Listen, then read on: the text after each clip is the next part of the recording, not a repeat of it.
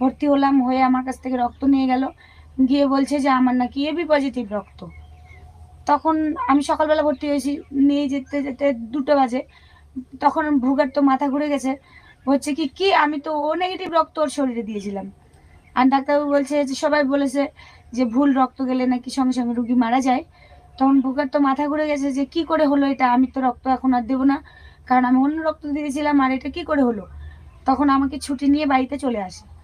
তারপরে বিশ্বাস করবে না, এগুলো অলৌকিক ঘটনা। সবাই বলছে যে এরকম ঘটনা নাকি কারো পরিবারে ঘটেনি, নার্সিংহোমে ঘটেনি, হাসপাতালে ঘটেনি, ডাক্তার শোনেনি, মানে নতুন ব্যাপার একটা।